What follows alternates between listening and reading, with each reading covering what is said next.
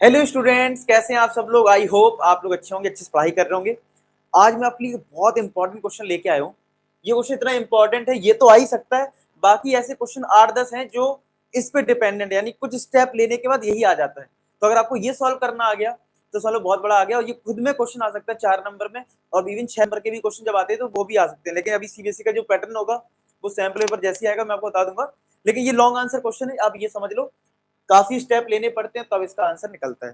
तो चलिए स्टार्ट करते हैं और देखते हैं कैसे होगा ये क्वेश्चन।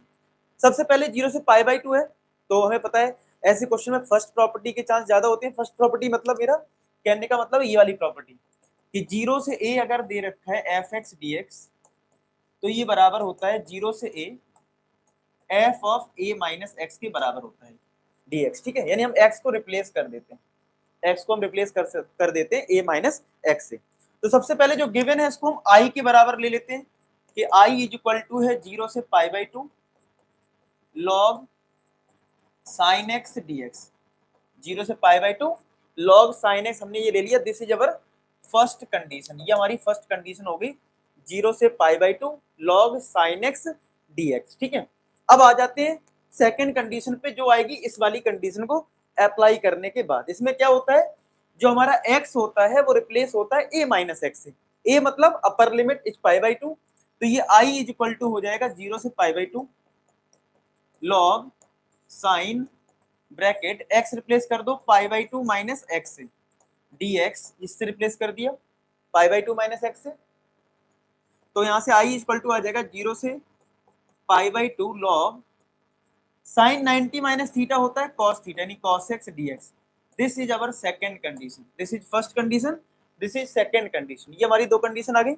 अब आप क्या करोगे, इन दोनों को ऐड कर दो। क्या कर दो, इन दोनों को आप ऐड कर दीजिए। ज्यादातर 99% क्वेश्चन में हमें ऐड ही करना होता है। अच्छा एक चीज मैं और बता दूं, जो चीज पहली बार चैनल पे आए कि क्लास 12 का मैंने सीक्रेट फोल्डर बना दिया है, जिसमें आपको इंपॉर्टेंट क्वेश्चन मिल जाएंगे, मार्क्स बूस्टर मिल जाएगा। मार्क्स बूस्टर मतलब एक असाइनमेंट है जो कोचिंग वाले आपको देते हैं। वैसे ही अगर आप कोचिंग नहीं ज्वाइन कर रखा है कोई, तो आप यहाँ से कर सकते हो। वन शॉट वीडियोस हैं और इंपॉर्टेंट क्वेश्चन वो भी लेटेस्ट पैटर्न पे है। अगर आप इनकी पीडीएफ ओपन करोगे तो आपको दिखेगा कि जो क्वेश्चन अब सिलेबस में नहीं, मैंने रेड मार्क कर दिया है। ठीक है, और इसकी सॉल्यूशन भी अवेलेबल है। तो ये सीक्रेट फोल्डर कैसे मिलेगा आपको, सिंपल कमेंट सेक्शन में लिख देना है आई वांट सीक्रेट फोल्डर, तो आपको ये चीज मिल जाएगी। ठीक है, चलो हमने ये कर लिया। अब इन दोनों को ऐड कर देते हैं, फर्स्ट और सेकंड कंडीशन को, first plus second, first plus second कर देते हैं। ठीक है, फर्स्ट प्लस सेकंड, तो i प्लस आई क्या हो जाएगा, 2i हो जाएगा। i प्लस आई हो जाएगा 2i, तो 2i आ जाएगा इज इक्वल टू 0 से π/2, ये तुम्हारा log साइन एक्स है, प्लस ये तुम्हारा log cos x है, और dx कर दो बाहर। ठीक है, अब हमारे पास क्या है, इसको करते जाते हैं और आगे। ठीक है, अब log की प्रॉपर्टी है log m plus log n। हमारा टारगेट है i को फाइंड आउट करना। फिर से मैं रिमाइंड करवा दूं, हमने शुरुआत में क्वेश्चन में क्या लिया है, शुरुआत में हमने इसको लिया है i, तो हमारा टारगेट भी क्या है, i को फाइंड आउट करना है। ठीक है, तो अगर हम इसमें प्रॉपर्टी अप्लाई करें तो आ जाएगा 2i इज इक्वल टू 0 से π/2 log m plus log n, log m into n हो जाएगा, यानी sine x into cos x हो जाएगा dx। ठीक है, ये आ गया। अब दिक्कत ये है कि साइन कॉस दो टर्म आ गए, अब इनको सॉल्व करना आसान तो है नहीं। तो हमें पता है कि साइन कॉस अगर 2 और आ जाए तो 2 sine x cos x sine x के फॉर्म में कन्वर्ट हो जाएगा, मतलब साइन 2 थीटा होता है ना फॉर्मूला इसका। तो हम लोग क्या करेंगे, तो ये दो टर्म है ना, इसको एक सिंगल टर्म में कन्वर्ट कर लेते हैं। तो 2i इज इक्वल टू आ गया 0 से π/2 लॉग, अब मैं 2 का मल्टीप्लाई कर ले रहा हूं और 2 से डिवाइड कर लेता हूं। ठीक है, तो ये बन जाएगा साइन 2x/2, तो 2i आ गया 0 से π/2 लॉग साइन 2x/2 dx, ये आ गया। अब अगर मैं इसकी बात करूं तो log m/n, अगर डिवाइड में होता तो हम लिख सकते हैं log m/n को log m माइनस का log n, इस तरीके से लिख सकते हैं। तो 2i इक्वल टू आ जाएगा 0 से π/2, ये आ जाएगा log साइन 2x माइनस का log 2, और ये dx। ठीक है, log m/n क्या हो जाएगा, log साइन 2x माइनस का log 2।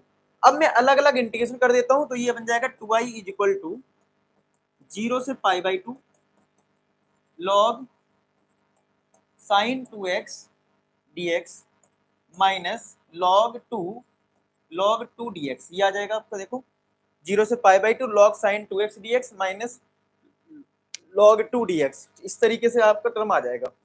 अब अगर मैं आगे देखूं, अगर मैं आपको देखूं यहाँ पे, अब आपको कैसे करना है इस क्वेश्चन को। देखो log 2 तो एक अलग चीज है, ये तो आसान टर्म है, ये आसान टर्म है log 2 कैसे सॉल्व होगा, log 2 बाहर आ जाएगा, 1 का इंटीग्रेशन x होता है और अपर लिमिट लोअर लिमिट जो भी है पाई बाई 2 है 0 से, वो हम लगा देंगे। यानी ये वाला पार्ट तो आसानी से सॉल्व हो जाएगा। दिक्कत है इस वाले पार्ट की कि इसको अब कैसे सॉल्व करें। तो सबसे पहला काम तो मैं क्या कर रहा हूं, इसको इक्वेशन नंबर 3 दे दे रहा हूं और इसको इधर ही छोड़ दो। देखो अभी तक हमने क्या किया है, सबसे पहले जो क्वेश्चन गिवन था 0 से pi by 2 log sin x को हमने i लिया था, फिर हमने जब ये वाली प्रॉपर्टी अप्लाई करी तो सेकंड आया, ऐड करा, उसके बाद सब सॉल्व करने के बाद अब मैं इस रिजल्ट को एक इक्वेशन 3 दे रहा हूं और ये रिजल्ट बहुत इंपॉर्टेंट है, इसी से हमारा आंसर आना है। तो इसको मैं बॉक्स बना देता हूं कि यहीं से हमारा आंसर आने वाला है। बस मुझे इस वाले टर्म की वैल्यू फाइंड आउट करनी है, इसको मैं अलग से सॉल्व करूंगा। अब इसको कुछ मान लेते हैं, मैंने इसको i1 मान लिया, ये जो ब्लू वाला पार्ट है, ये जो पार्ट है इसको हम अलग से सॉल्व कर रहे हैं i1 लेके, कि देखते हैं i1 की क्या वैल्यू आ रही है। 0 से pi by 2 log sin 2x dx, log sin 2x dx, इसका देखते हैं कि आंसर क्या है। i1 इक्वल टू 0 से pi by 2 log sin 2x dx का हमारा आंसर क्या है, ये हमें देखना है। ठीक है, तो अब इसके लिए क्या करेंगे, इसके लिए हम लोग क्या करने वाले हैं, हमारा जो ओरिजिनल क्वेश्चन था वो था 0 से pi by 2 log sin x, sine के साथ सिर्फ x था, 2x नहीं था, ये 2x प्रॉब्लम कर रहा है। तो एक काम करते हैं, इस 2x को t मान लेते हैं। क्या मान लेते हैं, t। और जब हम t मानते हैं तो डिफरेंशिएट करते हैं, मतलब हम सब्स्टिट्यूशन मेथड लगा रहे हैं।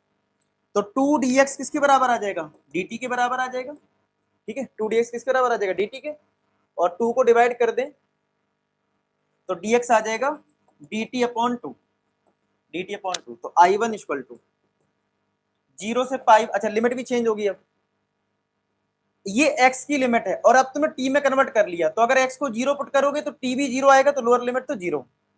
अगर मैं x को यहाँ पे पाई बाई 2 रखूंगा तो 2 2 कटेगा तो पाई आ जाएगा। log sin 2x को तुमने t लिया तो t आ जाएगा, और dx आया है dt बाई 2 तो ये dt बाई 2 आ जाएगा, ये आ गया तुम्हारा।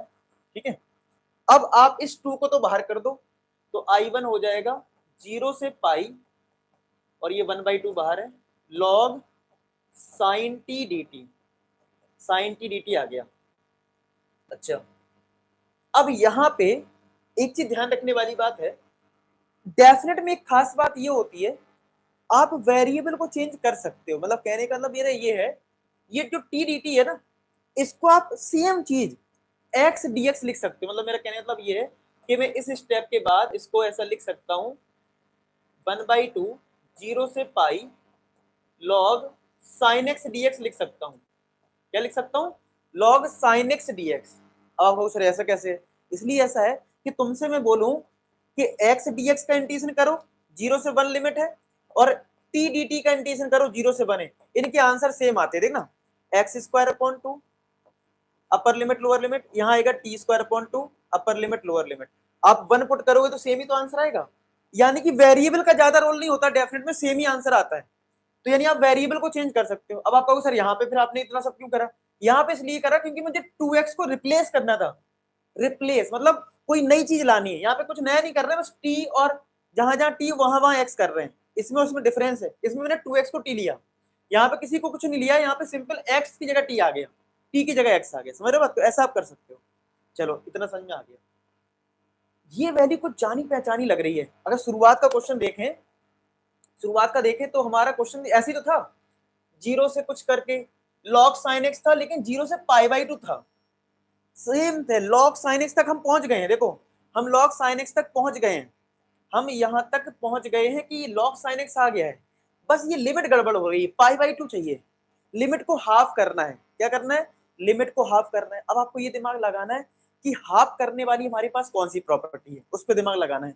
तो हाफ करने की एक प्रॉपर्टी है आपके पास, वो मैं याद दिलाता हूँ, मैं इधर साइड में बना देता हूँ, मैं साइड में इसको आप लोग जरूर एक बार आप लोग जरूर करना, क्योंकि ये क्वेश्चन बहुत परेशान करता है। तो आप लोग एक बार पहले देख लो कैसे हुआ है, फिर खुद से देखो कौन सा स्टेप क्यों लिया गया, उसको सोचो। एक प्रॉपर्टी हमारे पास है ना, 0 से